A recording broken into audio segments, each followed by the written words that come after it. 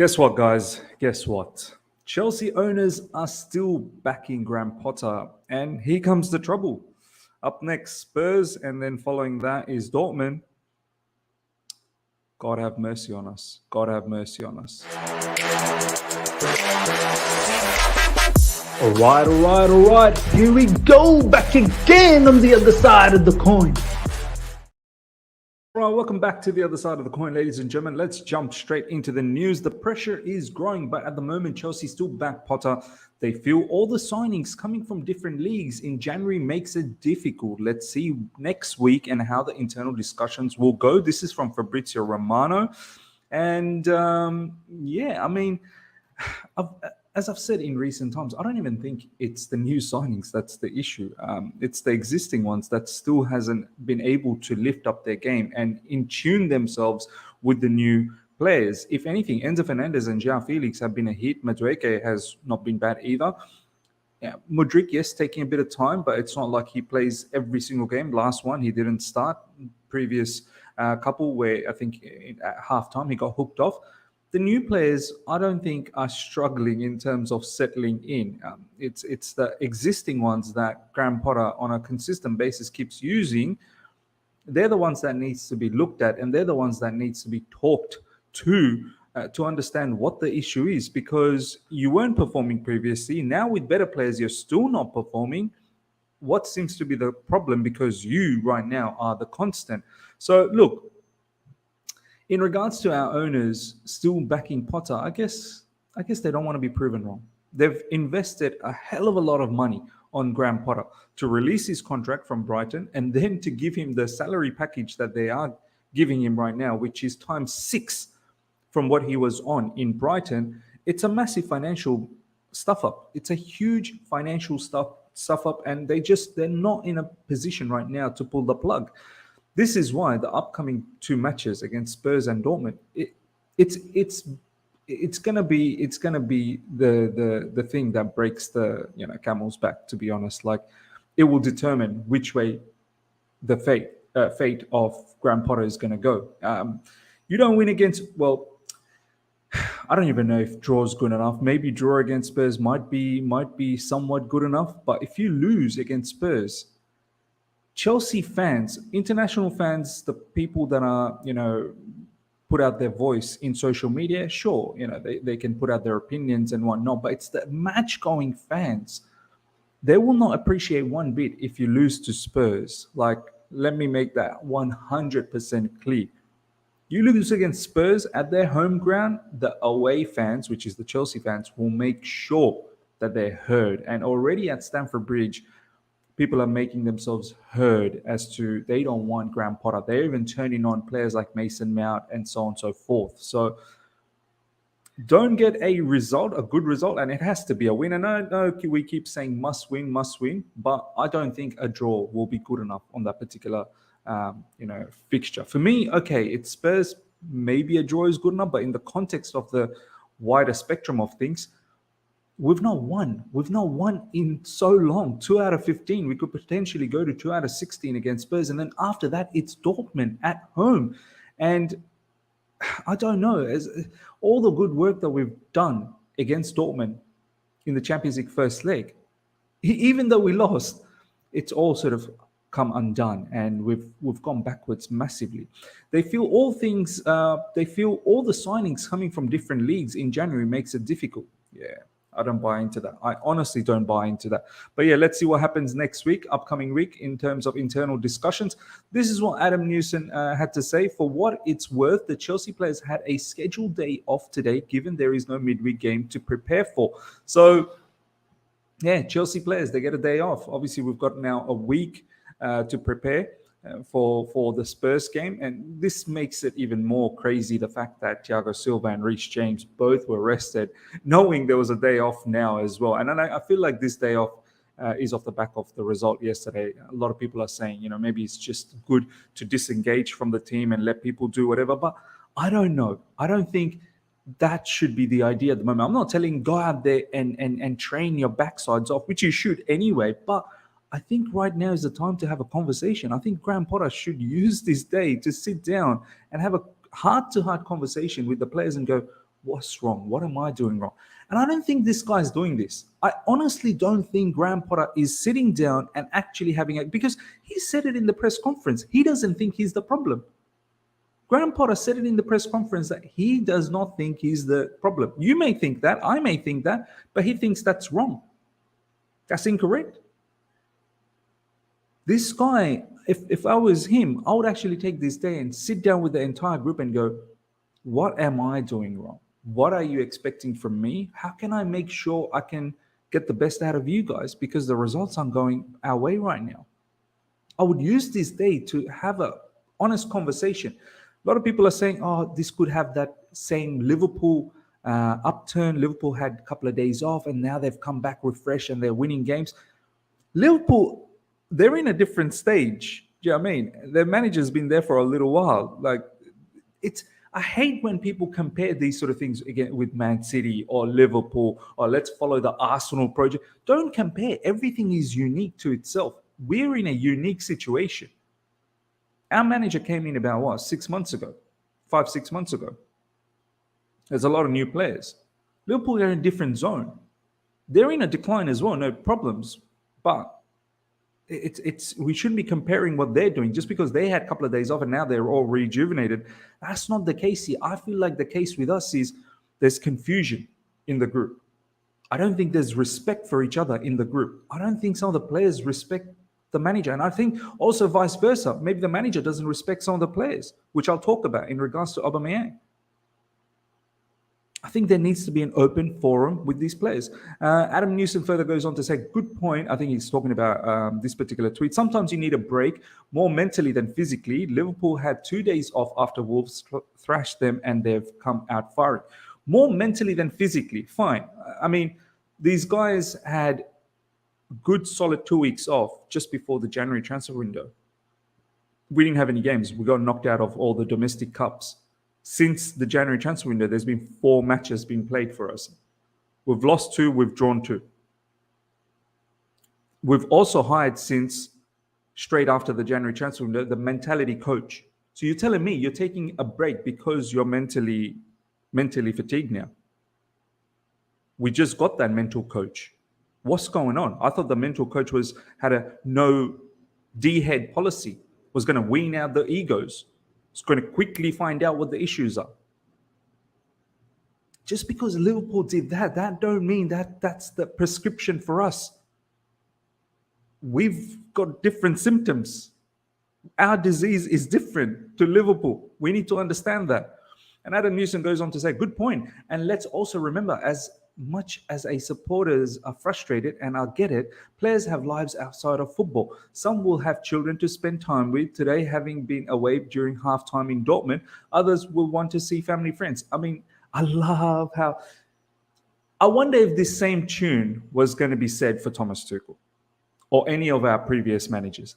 But when it comes to Graham Potter, it's all the excuses. Yes, of course they have family. Yes, of course they'll want to spend some time with their kids and whoever else. But you got to respect work time as well. They get enough time off. We're not in, every single competition. We're literally now playing 1 game a week. Potentially we're going to get knocked out from, Champions League, and that's it, 1 game a week. They'll have enough time off, and training isn't for the whole day. They don't do an 8-hour shift like us. They don't start from 8:30 in the morning and finish at 5.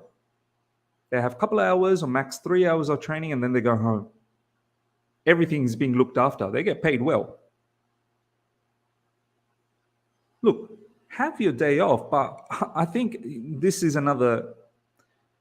group needs unity. This group needs to be together and have conversation and build some form of chemistry. I don't think this is the time to separate them away, because their mind is only going to boggle even more. That's just my personal opinion. You let me know, ladies and gentlemen, what you think about that. Next up, a lot of the fan base were getting very, very worried because apparently our admin on Twitter was quiet for the entirety of the day up until probably about a few hours ago, when they put up this particular tweet saying, sticking together the Chelsea way. This is Wesley Fofana saying, thank you for your constant support. We must stick together. We will succeed. That seems to be the, the message from most of the players, stick together, support this, that, the other. Look, Wesley Fofana was actually pretty good off the bench, but yeah, I think even Chelsea, the social media pages and everything, they might have been instructed that, look, limit the posting for today, because off the back of this post, you'll see there's a lot of people just continuously saying Potter out, this, that, the other, and they're smashing. Look at this PYS with Potter out, and many people are saying Potter out. There you go. So they're probably limiting their posts because they don't want to get the backlash. But a lot of the fan base is getting worried that what's going on? Why are you so quiet? Is there something going on behind the scenes? Obviously, the players getting a day off as well. Something, is there something happening? Now, with this situation in mind, I want to now show you what Erik ten Hag said off the back of Man United winning earlier today against Leicester, thrashing them 3-0. This is what Erik ten Hag said, and this is why I feel this is why we can't connect with Graham Potter.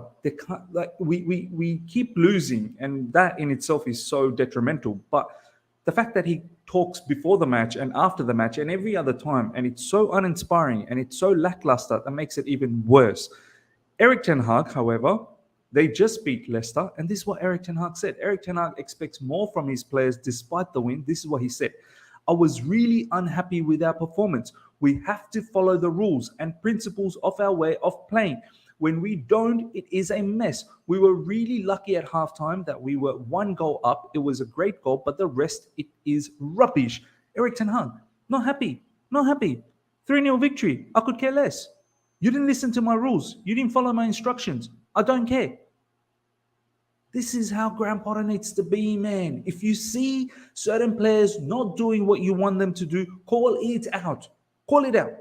Don't come up with this dribble and this rubbish blend conversation post-match, pre-match, making a mockery of the fan base like we're stupid.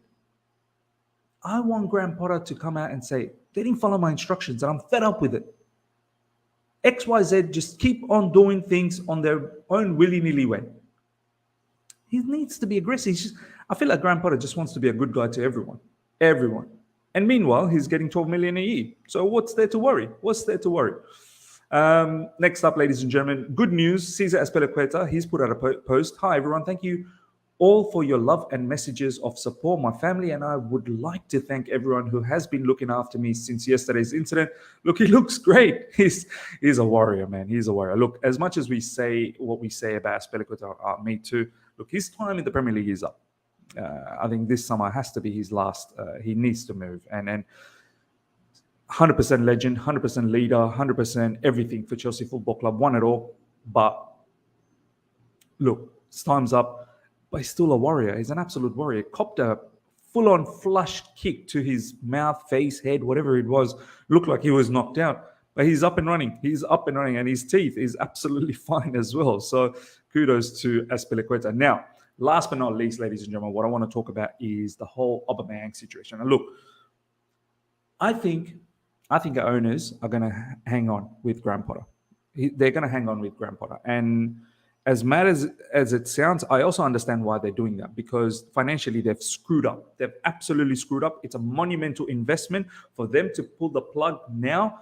Not only financially, it's a huge hit, but they're going to be embarrassed because they're going to be proven wrong that they've made an error, right? So it doesn't look good on them that, oh my God, not that long ago, we just got this particular manager and now we're having to pull the plug on him. They're going to be embarrassed. They're going to be the laughing stock in social media, in news outlets, everywhere, right? Opposition rivals and pundits, they're all going to be talking about them. So that's one thing, but they can't ignore. If results keep going south, as I said, Spurs and Dortmund, you don't get results there, it will honestly break the back. That's the last straw for me. Like, honestly, like if from there you're not making a decision, then I don't know what you're waiting for. I really don't know what you're waiting for. But having said all that, I feel like Graham Potter can turn this around. He just needs to just stop doing these nonsensical things that he's doing at the moment. First of all, somehow find the way to bring back Aubameyang.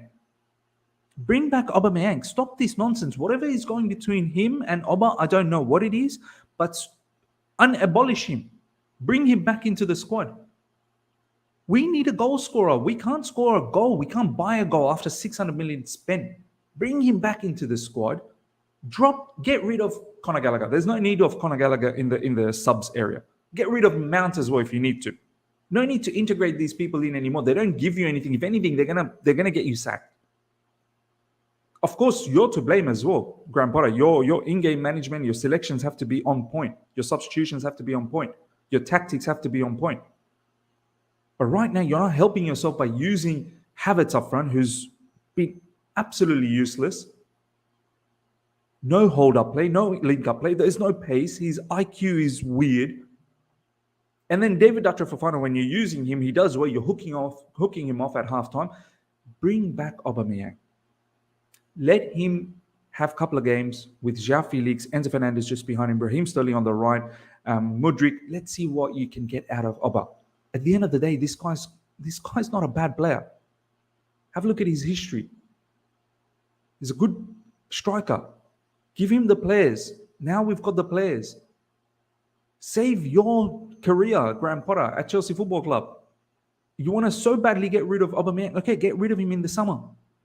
We all get it. We all understand you don't like Aubameyang. I think that's quite, that's been made absolutely confirmed.